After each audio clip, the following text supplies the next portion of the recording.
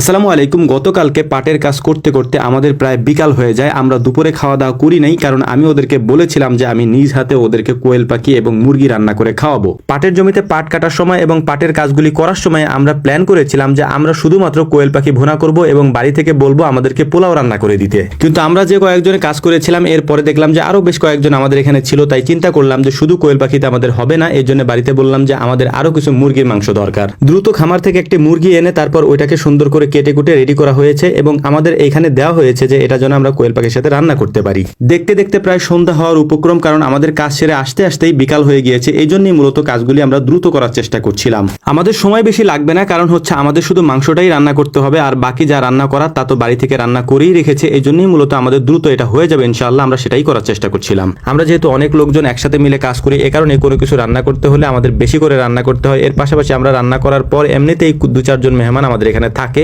তো সব মিলিয়ে আমাদের রান্নাটা একটু বেশি করতে হয়। আর যেহেতু আমাদের কাজগুলি ইদানিং একটু পরিশ্রমের কাজ, কারণ খামারের কাজের পাশাপাশি বাহিরের কাজ বা কৃষি কাজ যদি আমাদের করতে হয় তাহলে ওই কাজগুলি আমাদের জন্য একটু বেশি পরিশ্রমের হয়ে যায়, কারণ খামারের কাজগুলি শেষ করে দেন তারপর ওই কাজগুলি করতে হয়। আবার দেখা যায় যে ওই কাজগুলি করে এসে তারপর খামারের কাজগুলি করতে হয়, আমাদের জন্য একটু কষ্ট হয়ে যায়, যে কারণে খাওয়া দাওয়া আমাদের একটু বেশিই করতে হয়। তো যাই হোক, আলহামদুলিল্লাহ আমরা প্রথমে মাংসগুলিকে ভেজে নিচ্ছিলাম, অর্থাৎ মুরগির মাংসগুলি এর পাশাপাশি কোয়েলের মাংসগুলিকে হালকা করে একটু ভেজে নিচ্ছিলাম। মাংসগুলিকে সুন্দর করে ভেজে নেওয়ার পর মশলা দিয়ে এটাকে আমরা ভুনা করে নিব। তারপর মূলত আমাদের যে আরো খাবারগুলি রয়েছে, মানে পোলাও বাড়ি থেকে রান্না করে রেখেছে, এর পাশাপাশি পাতলা ডাল আমরা রান্না করতে বলেছিলাম, কিন্তু ডাল আর পাতলা হয় না, ঘন ডালই রান্না করে রেখেছে। সবার পেটেই প্রচন্ড ক্ষুধা। এর কারণ হচ্ছে যে সকালবেলা আমরা নাস্তা করে গিয়েছিলাম, এরপরে দুপুরের দিকে বা 2টার দিকে মেবি আমরা হচ্ছে যে ছোলা এবং মুড়ি খেয়েছিলাম। এরপর আমাদের আর কিছু খাওয়া হয়নি, পানির উপর দিয়ে আমাদের সারাদিন আজকে চলছে। তো দ্রুত রান্না করার চেষ্টা করছিলাম যাতে করে আমরা খেতে পারি, কারণ ওইদিকে সন্ধ্যাও হয়ে যাচ্ছিল। এরকমই হয় যখন সকালবেলা আমরা খাওয়া দাওয়া করে তারপর কাজে চলে যাই, এরপর যদি আমাদেরকে ফিরে এসে আবার রান্না করতে হয় তাহলে সন্ধ্যা হয়ে যাবে, এটাই স্বাভাবিক, কারণ সারাদিন কাজ করতে হয়। সেক্ষেত্রে বিদেশে যারা থাকে বা প্রবাসে যারা থাকেন তাদের